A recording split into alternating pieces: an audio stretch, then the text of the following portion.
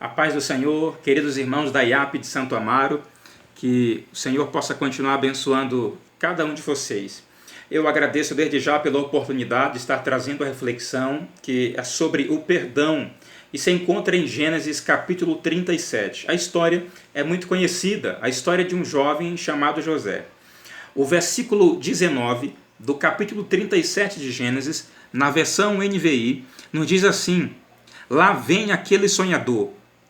Diziam uns aos outros: é agora, vamos matá-lo e jogá-lo num destes poços, e diremos que um animal selvagem o devorou.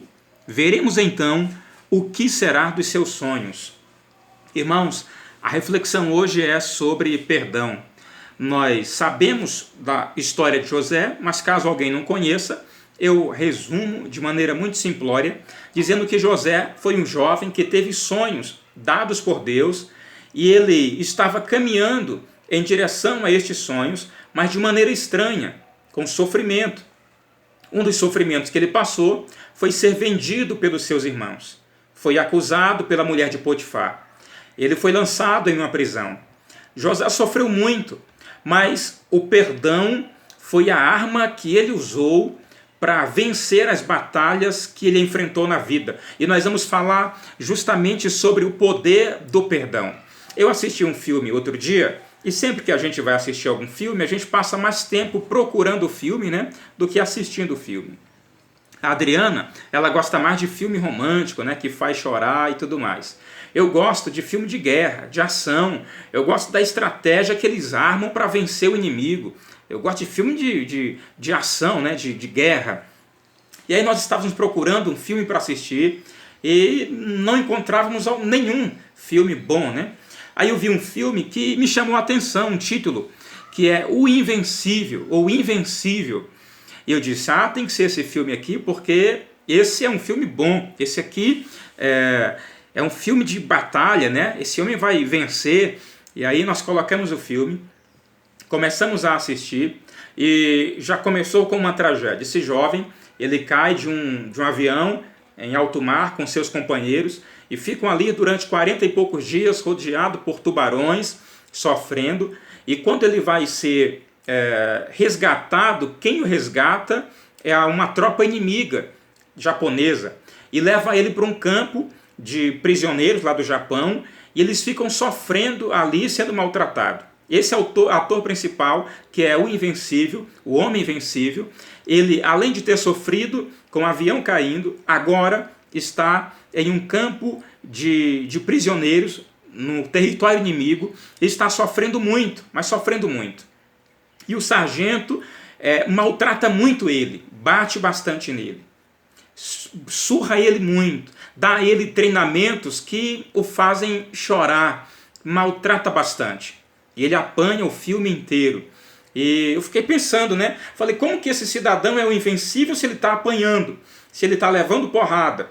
E aí eu fiquei pensando, né? Como a gente vê em todos os filmes, falei, mas no final do filme vai ter uma reviravolta e ele vai vencer esse exército, vai vencer o sargento e todo mundo aí, né? Mas no final ele apanha ainda mais, ele sofre ainda mais. E eu fiquei vendo aquilo e esperando até o último minuto do filme, alguma reviravolta, e as letras começam a subir, a música começa a tocar, e eu fiquei pensando, mas cadê o Invencível? Cadê esse homem que não venceu? Que invencível é esse? Ele tinha que bater naquele japonês lá, tinha que dar umas porradas nele. E eu fiquei pensando, né? E eu fiquei falando até com a Adriana aqui. Eu falei, Adriana, ele tinha que ir para cima, né? E vencer, e lutar. Mas isso não acontece. Esse filme é muito ruim, eu fiquei dizendo, né? Olha só, né? Eu, um cristão, né? Eu pensando assim, não, ele tem que bater, né? Ele tem que dar porrada, ele tem que vencer, né? E é assim que a vida nos ensina a pensar. O filme termina, e como é um filme baseado em fatos reais, ele mostra que este homem invencível, ele é invencível porque ele, sendo convertido a Cristo, ele depois procurou este homem que o maltratou muito ali no exército japonês, e pediu perdão para ele, mesmo sendo ele a parte ofendida. Só que este japonês não quis reconciliação com ele, mas ele fez a sua parte. Ele foi lá e usando a força do perdão.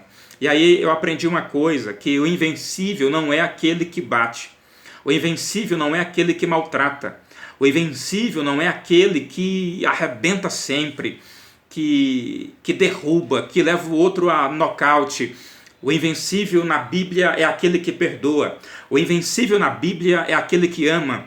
O invencível na Bíblia é aquele que libera perdão para aquele que lhe ofendeu. O invencível na Bíblia é aquele que se parece com Cristo. O invencível na Bíblia é aquele que vive o Evangelho de Jesus.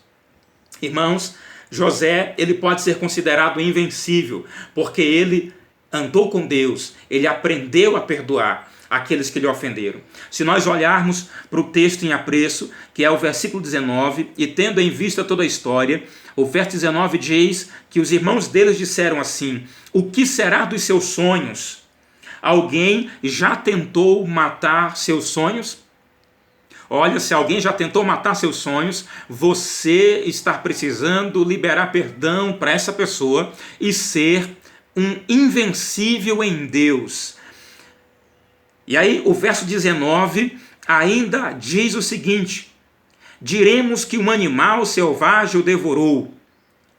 Irmãos, já inventaram mentiras sobre você, já inventaram mentiras sobre a tua família, já inventaram mentiras sobre o teu ministério, já inventaram mentiras sobre a tua história, já te arruinaram com alguma mentira.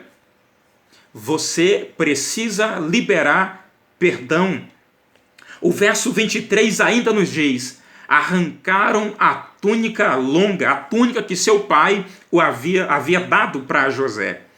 Já tiraram de você aquilo que você tanto amava, arrancaram das suas mãos aquilo que te trazia alegria.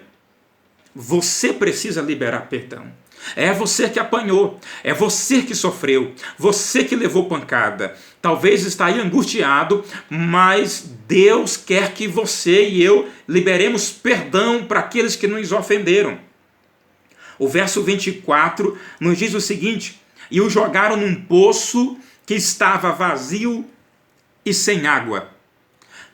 Irmãos, será se alguém já lhe lançou em uma situação que a sua tristeza foi tanta que você se sente no fundo de um poço? Se você está se sentindo no fundo de um poço porque alguém lhe maltratou, você precisa liberar perdão. Perdão é a arma que Deus nos dá para vencermos as batalhas na vida através do amor, e assim nós seremos semelhantes a Cristo, que também perdoou. O versículo 25 também nos diz: ao se assentarem para comer. Quem te ofendeu, quem bateu em você, come, trabalha, dorme tranquilamente, e você que tem noite de insônias, você é que beira a depressão de vez em quando, e a pessoa que te ofendeu está comendo e bebendo. Então, olha o conselho do Evangelho, a recomendação, o mandamento do Evangelho, é que você, para você ter vida, e vida com alegria, você precisa liberar perdão. Talvez a pessoa esteja mesmo festejando e você esteja chorando, sofrendo. Mas se você quiser sorrir, libere perdão como Jesus liberou perdão.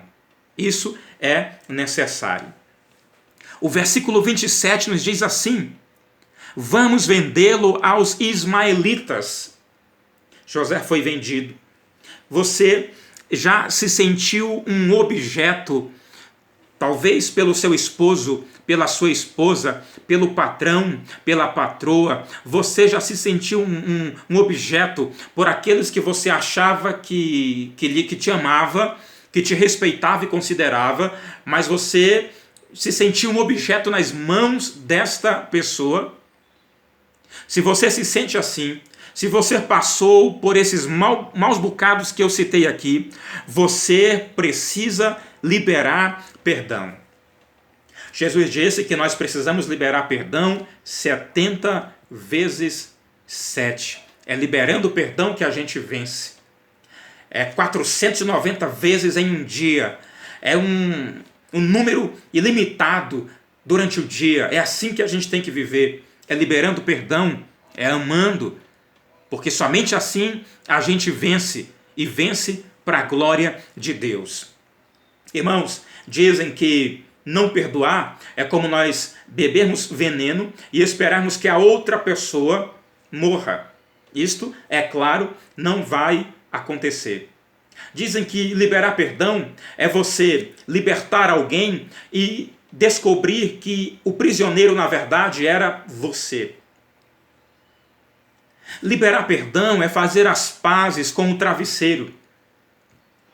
Liberar perdão é fazer as pazes com Deus, porque quando nós perdoamos alguém, Deus continua nos perdoando. E é por isso que devemos perdoar. É o fato de termos recebido uma grande porção de perdão, é por isso que nós devemos liberar perdão. A nossa dívida com Deus era muito grande, mas mesmo assim, Ele, por tanto nos amar, libera perdão para nós. Enquanto estávamos mortos em delitos e pecados, Deus liberou o perdão para nós. E às vezes, alguém que está próximo a nós tem uma dívida tão pequena e a gente não tem coragem de liberar perdão.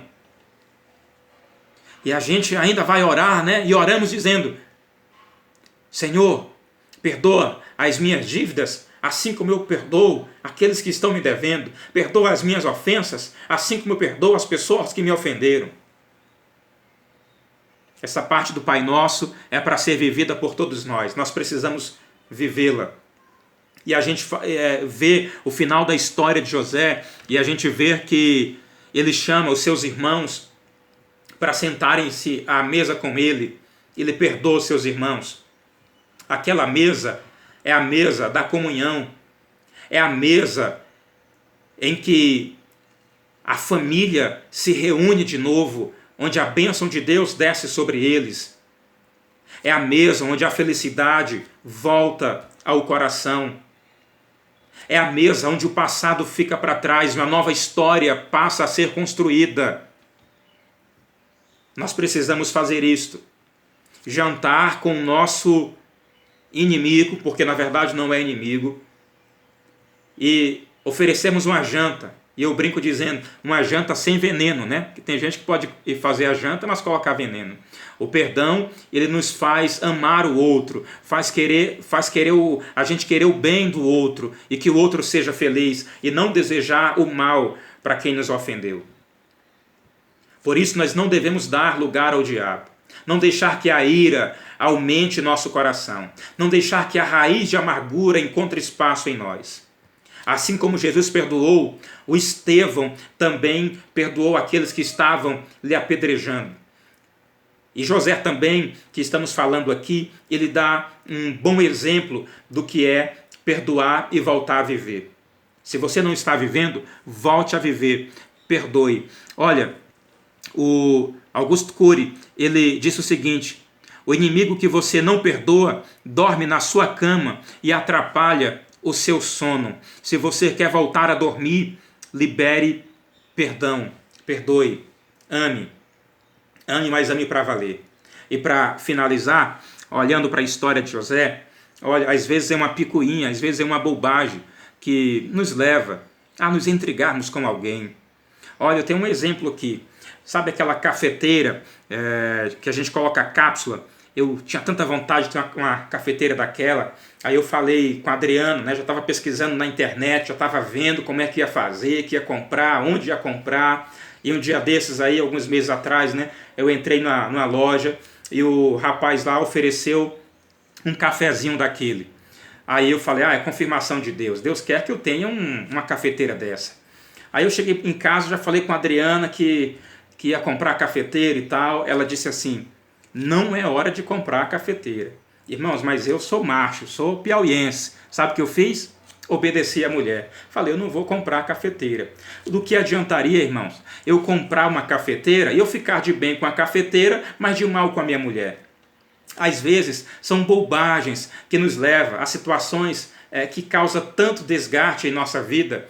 E o que a gente precisa fazer é deixar de lado a cafeteira, deixar de lado alguma coisa, né? E falar, não, eu prefiro viver, eu prefiro respirar, eu prefiro dormir, eu prefiro amar, eu prefiro me parecer com Cristo. Que Deus abençoe a sua vida e que você e eu possamos viver o desafio desta reflexão, que é perdoarmos sempre para a glória de Deus. Amém.